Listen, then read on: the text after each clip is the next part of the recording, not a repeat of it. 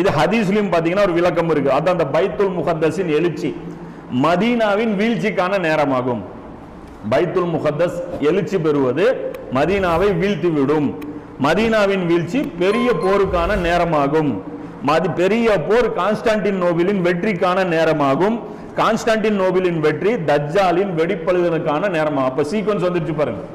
நபி ஸல்லல்லாஹு அலைஹி வஸல்லம் அவர்கள் அந்த ஹதீஸ் சொல்றாங்களா, பைத்துல் முகத்தஸுடைய எழுச்சி மதீனாவுடைய வீழ்ச்சிக்கு நேரமாகும். அப்ப மதீனாவுடைய எண்டு வரைக்குமே அவங்க பிடிச்சிருவாங்க அப்படிங்கிறதும் இதுல இருந்து ஒரு புறப்பட பார்க்க முடியும். மதீனாவுடைய வாசல் வரைக்குமே இஸ்ரேலுடைய கவர்மெண்ட் வந்து தஜ்ஜால் மதீனாவுடைய வாசல் வரைக்கும் வந்துருவான்னு இருக்குல்ல, தஜ்ஜால் மதீனாவுடைய வாசல் வரைக்கும் வந்துருவான். அதுக்கப்புறம் வானவர்கள் வந்து ப்ரொடெக்ட் பண்ணிடுவாங்கன்ட்டு. அப்போ கிரேட்டர் இஸ்ரேல் அஜெண்டாலாம் அவங்க வந்து இது வரைக்குமே அவங்க வந்து கணக்கு போட்டு வச்சிருக்கிறாங்க. அப்ப இதுல வந்து பாத்தீங்கன்னா இன்னொரு முக்கியமான ஒரு சில ஹதீஸும் வச்சு பார்க்கும் போது இஸ்ரேல் தான் அந்த பிராணிங்கிறது அழகா புரியுது.